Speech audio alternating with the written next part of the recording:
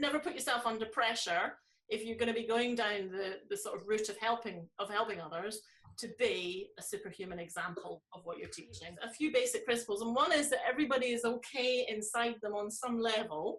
And what I always like to do is connect with the place inside everybody where they are okay. Because I feel that creates an environment of non-judgment. And Helen's an expert at that. She does that. and I think that the most important thing in all of this is relaxed judgment of yourself and others. And that's sort of basically, that's it. You know, if we can do that, then that's it. What I find happens a lot with body image, and this isn't a criticism, it's just the sort of stage that we're at. But we talk about this and how bad I feel about my body, and we can get very stuck on this without being aware of, wait a minute, why do people hate their body so much? And why do so many people hate their body? Because this body hatred thing, it's actually an epidemic, and it's really a silent epidemic. And I think it's one that's only now starting to really be talked about. And as people are talking about it, they're finding, oh my God, I'm not the only one. And so on some level, I don't think I've met many women who I can say, yes, they're completely, body confident, in love with themselves and the way they are. So another principle is that what we're doing is we're looking inside this box here to see what is going on with the whole image thing. And so most of us are focusing here when we talk about, how we're supposed to look as women. You're meant to be slim and beautiful and all that sort of stuff. So what this chat is about is really understanding how this is the way it is. How come we're accepting all these stereotypes of how we're supposed to be? Does that make sense? I was a yo-yo dieter, just couldn't work out how to fit in. I wasn't the popular kid. I wasn't the one who knew, how to look trendy. I was useless at all that stuff. This is going on all the time. See how it's got the little guy with the magnet. So we're all living our life, and constantly there's this pull towards buying all sorts of stuff. And this was just a project where I had to study it all. And I found it so fascinating when I actually drilled down. I went on to do an HNC in just advertising in the media. But on this course, we had to do a module called How Women Are Portrayed in the Media.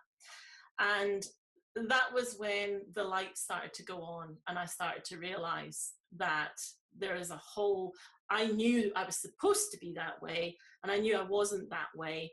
And I knew that caused a lot of discomfort inside me. And there was that kind of, I'm not okay as I am feeling all the time, that I was always fighting with. And so I went on to study advertising, and this is the kind of nonsense that we would look at. So just about focusing in on what is going on and actually grasping the nettle and really understanding the mechanics of it. So here, what is actually for sale? Well, I'll open it up to you. What's going on in this picture? Just this one image. What do you see? Drink Guinness, get laid. Right, get laid, drink Guinness, get laid, okay. this girl might like you if you drink Guinness. Yeah, right. Yeah, okay. But what's interesting here is the words here are actually heads will turn when you're seen with Guinness. There's actually no reference to her other than just she's associated with the product, isn't she? So she doesn't actually, if you look at what it is, she's not actually a value exister. She's just there to make you look good, right? And obviously the association is that you drink the Guinness and it's stylish enough for you, right? But she's not a person, is she? She's just a sort of object that's a vehicle for you to get the message. And this goes on a lot. So I just want to share some images. This is just all from one magazine, and it's something I do when I do my workshops is I do something called the media game, which is showing people images and really giving them questions in groups and getting them to discuss what's actually going on when we stop and look at it. So what do you see here?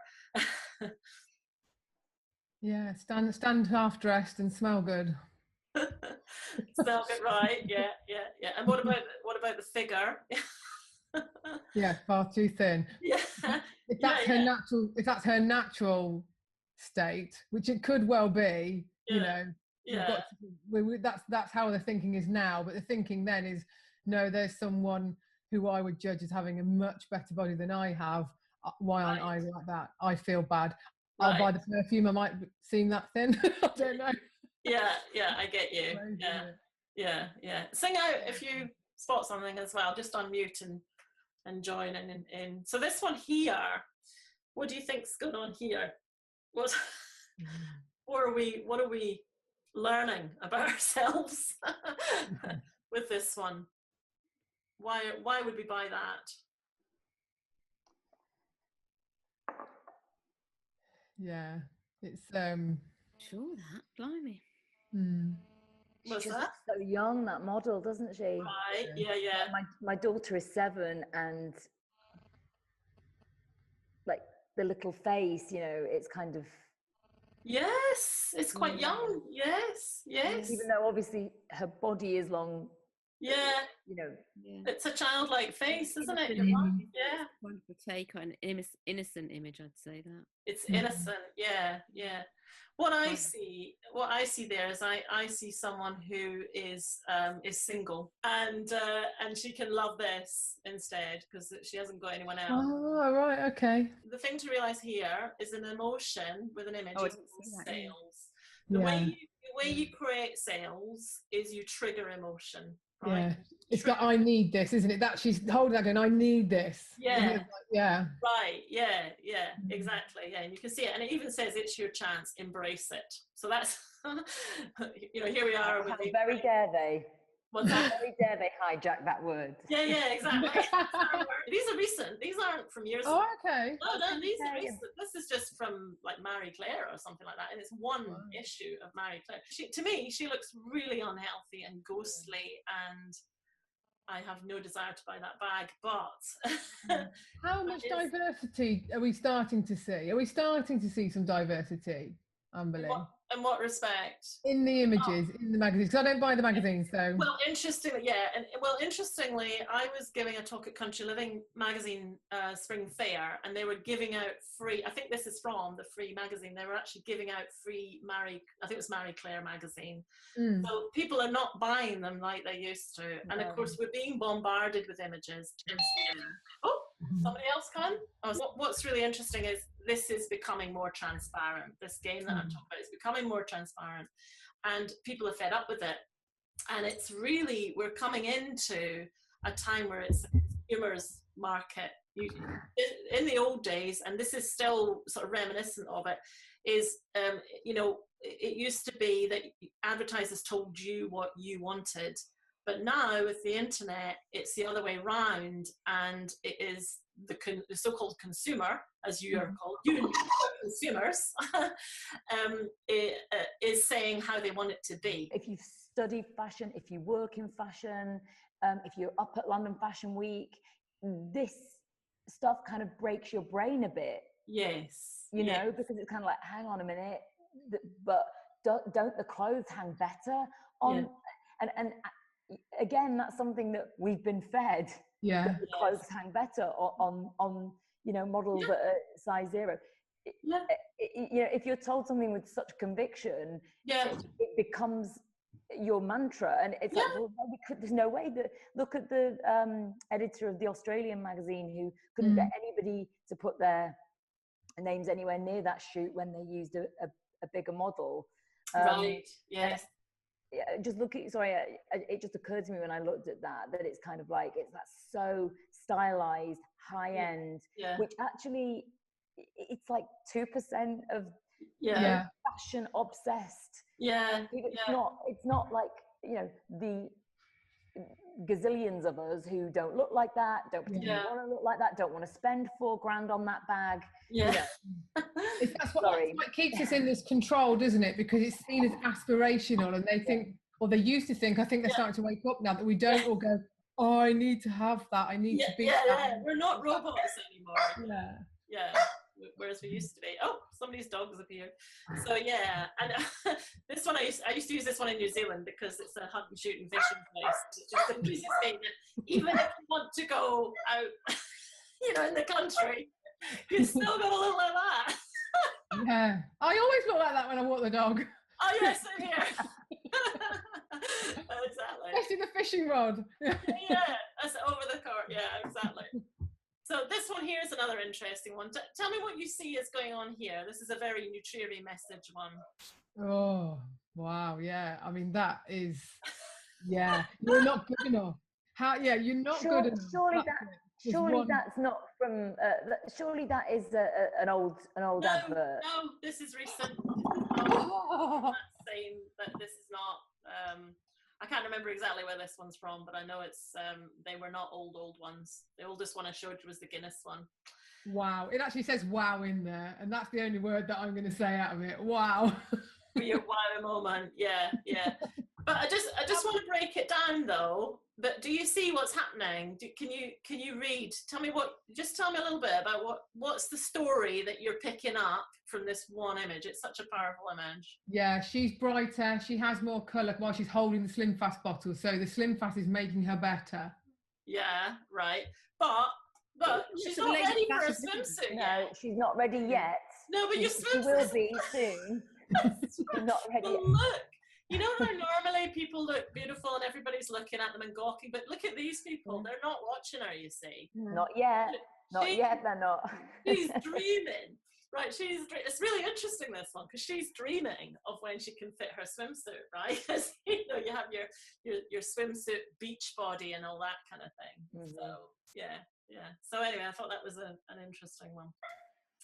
And then you come on to the cover of these awful magazines, and what you see here is just the complete headfuck of the industry, because you've got, here you've got, it's just so many levels. Okay, so let's see, what do you see here then?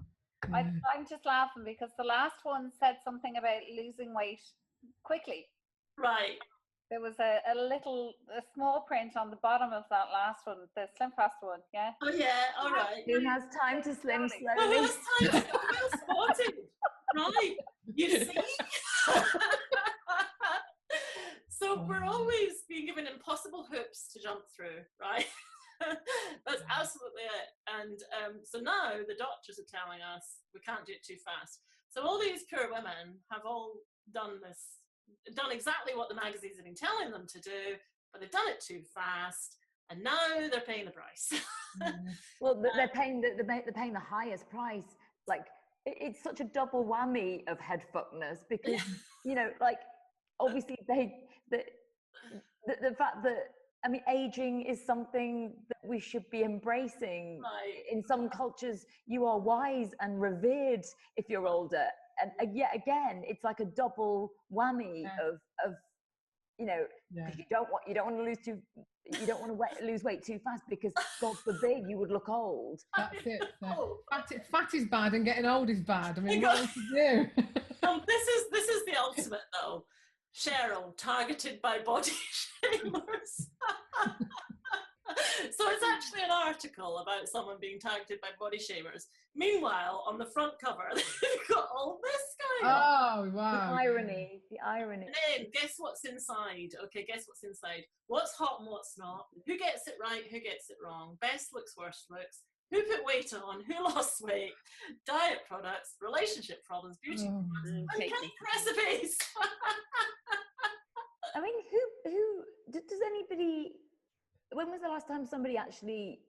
I don't want to kind of put anyone on the spot. Of like, if someone goes, "Oh well, I actually bought this magazine today." Like, I can't imagine who the person is who consumes this. Yeah, well, it's huge. It's huge. Is That's it? the problem, you see. Are their numbers really? But it wouldn't exist if there wasn't a market. No, you're right. Yeah. And it's really sad. You're quite right. But every now and then my husband buys me one as a joke. You put it to work.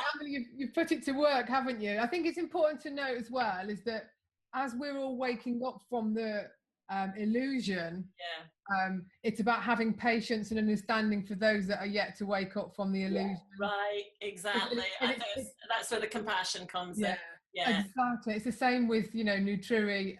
Somebody at the group on Monday was like, oh, I just wish I could make my friends see what I do. And she nearly said, it's better than. She never did. But it was nearly, and I said, no, meet people where they are. And say they're there instead of you're wrong. Don't, it's just understanding and the compassion. Yeah, that's right. And that's what I was saying about the judgment, because when you realize that we're all being subjected to this, and some of us are more sucked in than others, some of us are really looking to this for guidance. That's what's really worrying. Our youngsters are being guided like this. The only real strong message our youngsters get, our teens get, is look good. That's it. Just look good. And they do a great job of it. They look fantastic. And what's that? It's exhausting for them, though. Exhausting for them, exactly. And then inside, this is the sort of thing you get as well, is just everybody's the same. So you have a certain fashion, this is what's in. We're all abiding by the rules so that we can fit in, so we can be accepted. And so you get same. It's happening. So when you see the red carpet, and then even worse, some of these have actually got 6 out of 10, 3 out of 10, oh dear, written on them. So the other thing really I wanted to say is nobody's winning at this game. So even if you look like the stereotypical perfect person, you don't feel fabulous about yourself. You're gonna it's not that you go from feeling terrible about yourself to meeting all the stereotypical tick boxes to now I feel great about myself. And in fact, that was Taz's point with Embrace, and that's how Embrace came about, wasn't it? It was she posted a before and an after of her.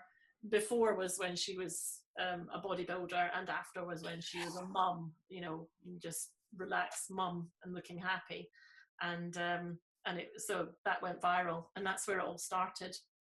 So this is the message that we get. Look like Barbie, and that we're starting our kids young. We're starting them young with this as well. So this was a real turning point for me when I was on the advertising course, when they said in order for an industry to stay alive, the problem that it solves must stay alive too. And that's when I was like, I want nothing to do with this industry. What's happening now is what's happening is industries are not able to stay alive because the problems that they solve can't stay alive. And that's what Nutriri is an uprising about, you see. That's what's actually happening.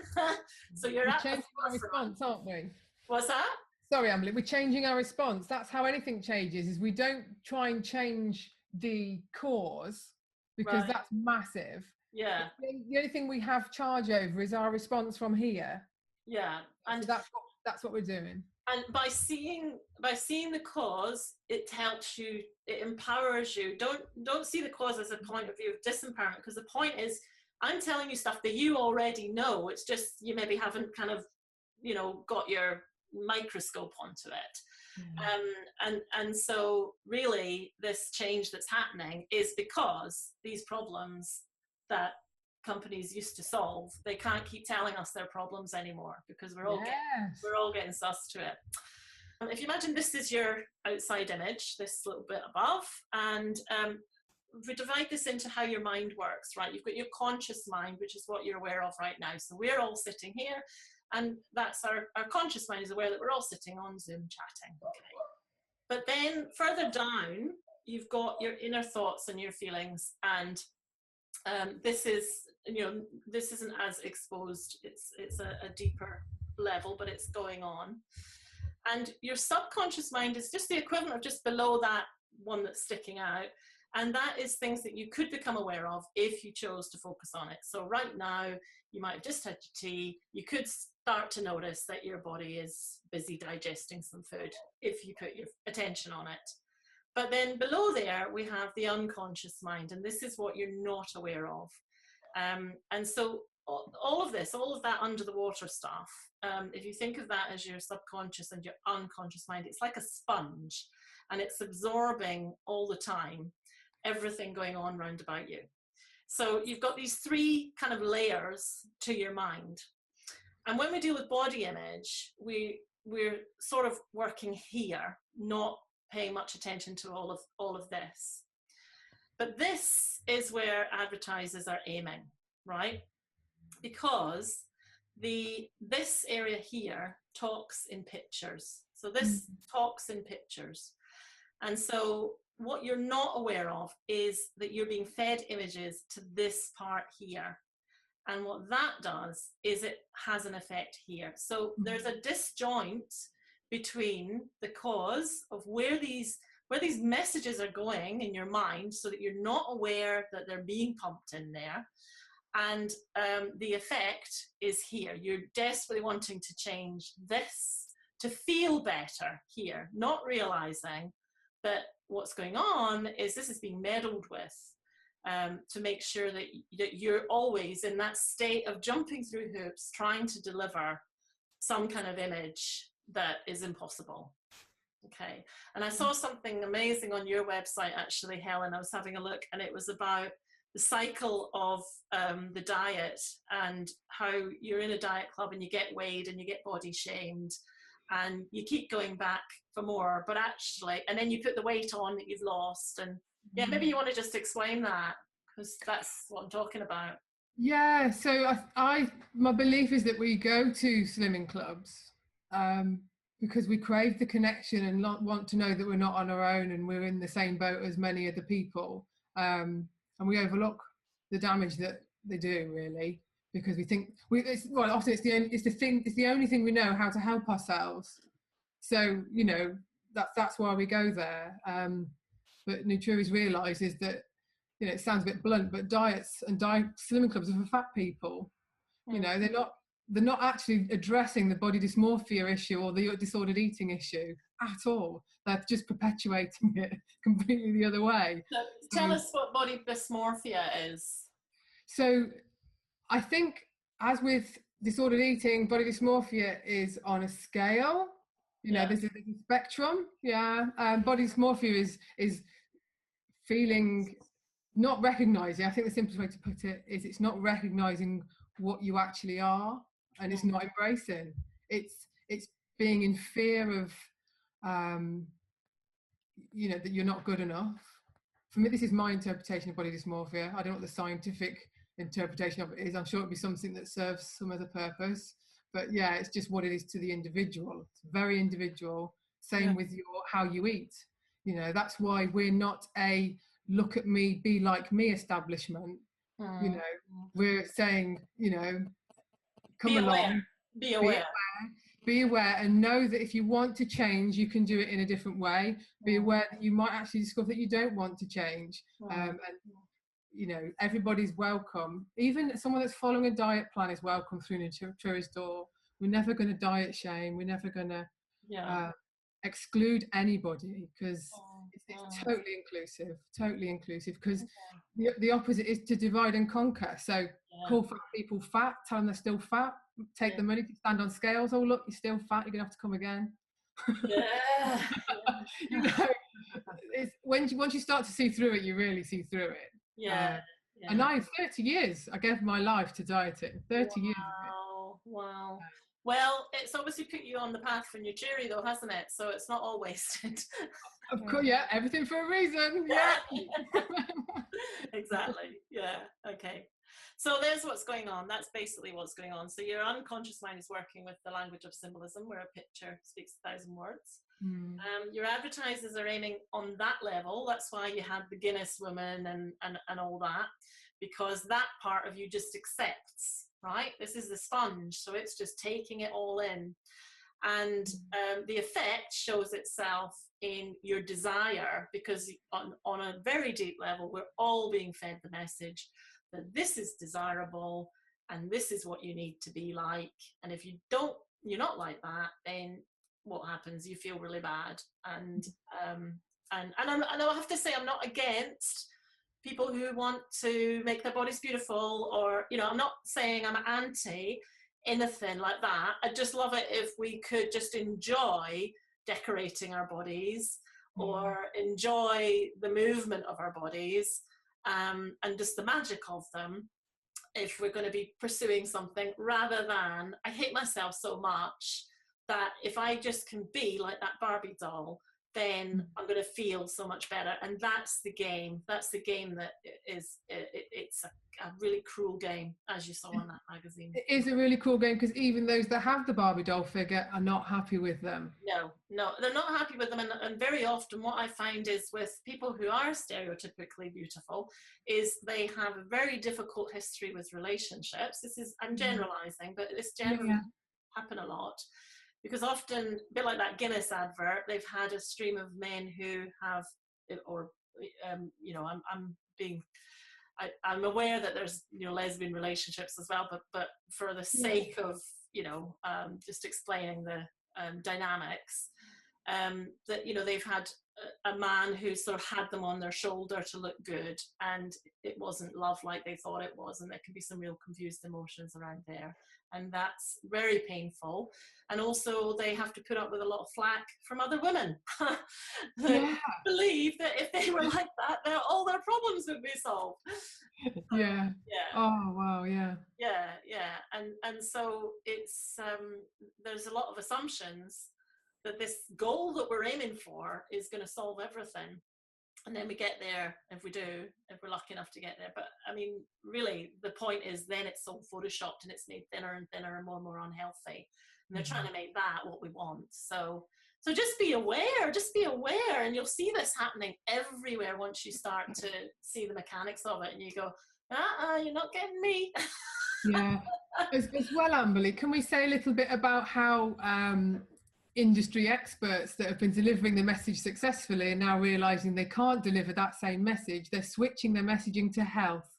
Oh, right. Tell me about that. That's interesting. So it's the, you know, just a straightforward explanation would be to say, someone says, oh yeah, I want to lose weight. They're not saying it now, I want to lose weight to look good, because they're, you know, and so the messaging is changing to, you know, feel healthier, to get healthy. So they're trying to target overweight as being unhealthy. And we've always thought that. We think that fat is bad, not because it looks bad, but because it's unhealthy. Right. And it's really worth noting, and I think I wrote it in the course, is that the typical obesity illnesses within the NHS, what's supposedly an epidemic that's costing the NHS billions, when they lay the data out, 40% of those obesity illnesses, the diabetes, the high blood pressure, the stroke, and everything, heart disease, occur in non-obese people. So 40%, that's nearly half.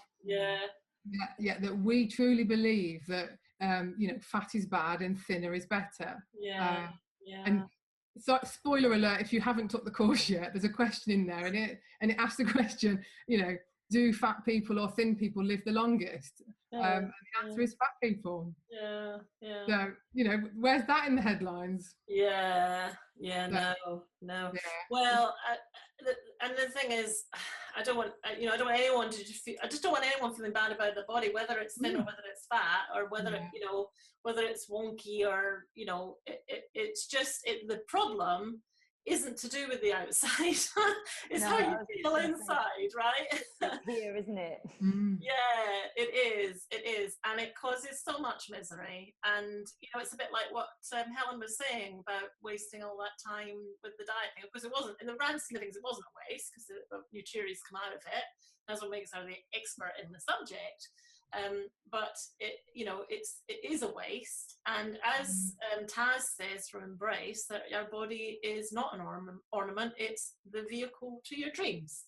And that's certainly the focus that I like to give with body image. So but I know that it's not as simple as that. You can't just flick a switch and suddenly go, oh right, well in that case I love myself. This was in a workshop in New Zealand, and after doing an exercise along these lines, exactly what you're saying, the message that we're getting, you've got to have a beautiful body, tanned and toned, perfection, fresh, white and happy, be on a diet, lose weight to be happy, and a continual repetition of the ideal woman, and to strive for an unachievable ideal, sexy, romantic, sexually styled, childlike, sensual, confident, young, innocent, passive.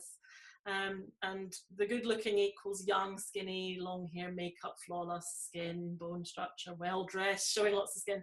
So you can see that, you know, these are people who have gone through this exercise, and they are saying the same things as you're saying. And you know, when you shine a light on it, it's kind of like, oh yeah, that makes sense. That's what's going on. Really, my question is, how do you want to feel about yourself? And that's a really good goal. And that's really the Nutriri goal as well, isn't it? It's how do you want to feel about yourself? Yeah. Yeah.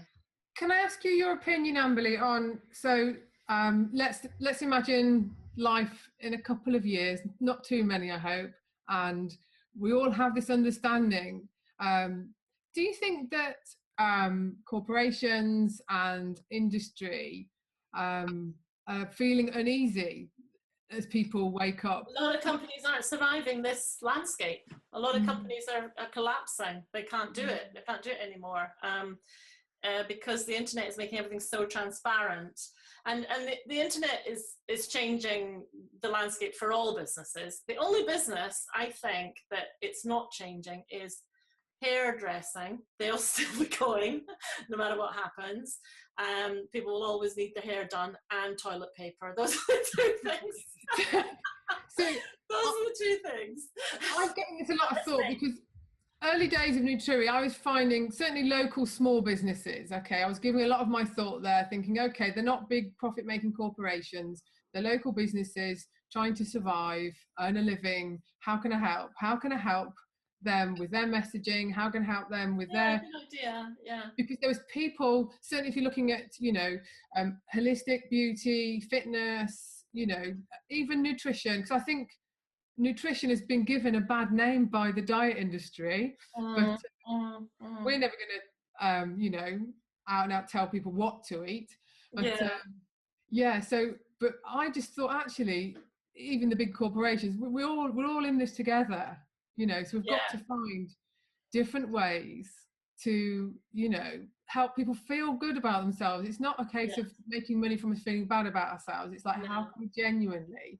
and that is what's happening. That is what's happening, and I do have that later a little bit about that, because I don't want to depress you all. Really, the reason I'm stepping forward with this is because there is change. I couldn't talk about this before, because what can you do about it? It's just a juggernaut. There's just this huge juggernaut, and I have no say in any of it. And so that would be really depressing. But I did want to just show you this. Oh, have I put it? Oh, yeah.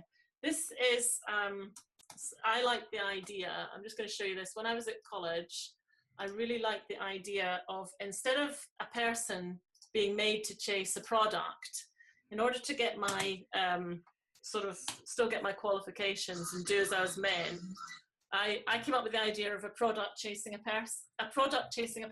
So I thought I'd just show you this. Oh, hang on. Oh, what's happening? This is my advert for crisps.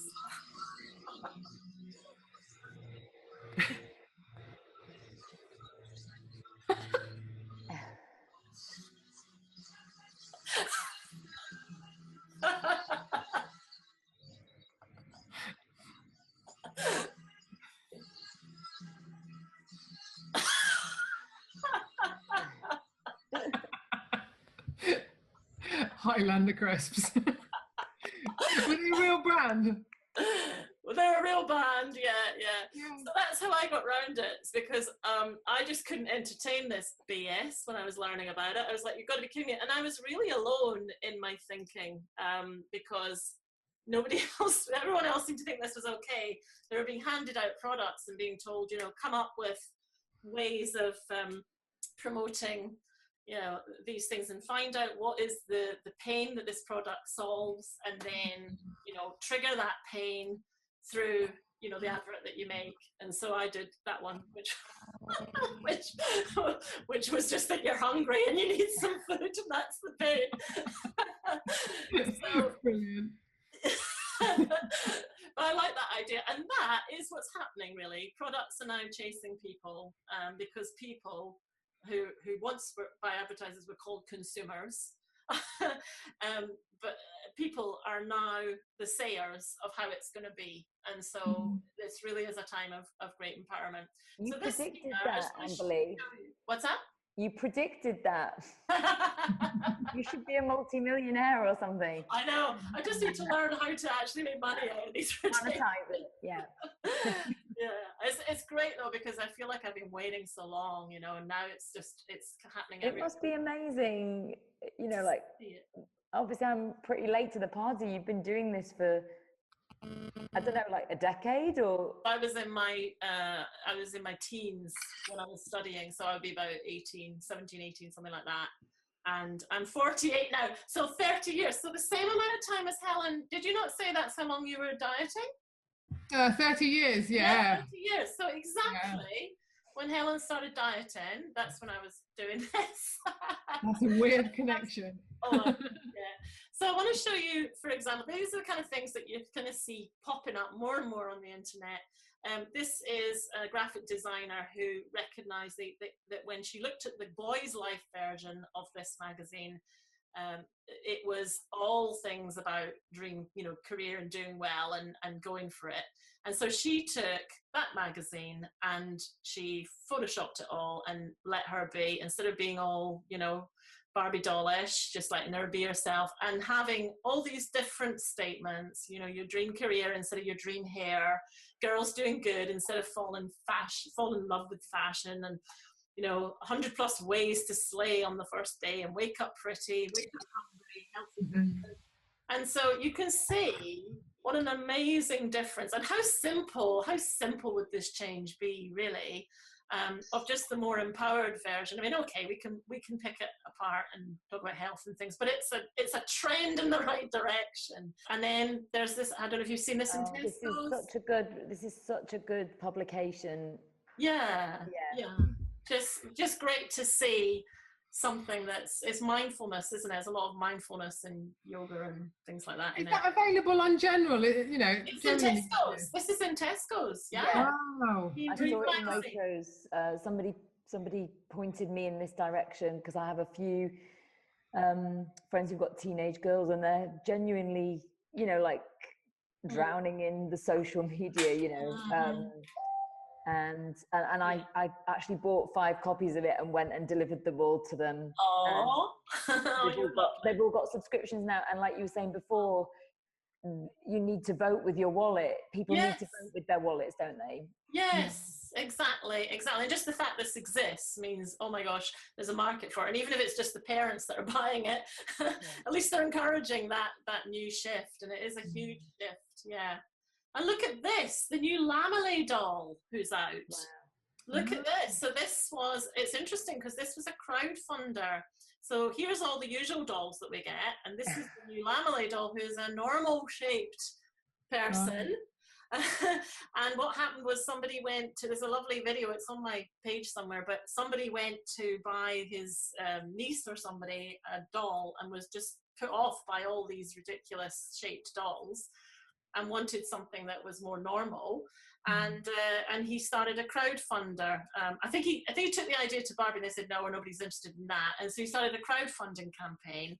He got crowdfunding and created this doll, and people are going crazy for it. But I like this, because she's got the sort of stop sign, you know, she's like, and that's what's really happening, you know, the tide is turning, and so it's an exciting time. And of course, you've got the Embrace movie, and that really is a movie that breaks silence. They're showing Embrace in my daughter's school at the end of this month. I bought the license for them to show it there, so that'll be about 1,500 in the school, so hopefully there'll be some good reaction to it there. Is that Sarah? Yeah. Oh, right. Okay. The head teacher there was really keen for them to see it, so that's what's happening. Good. Well, there are education packs, and Helen is an education partner with the Embrace film, so there are education packs for going into schools if you're right. Yeah.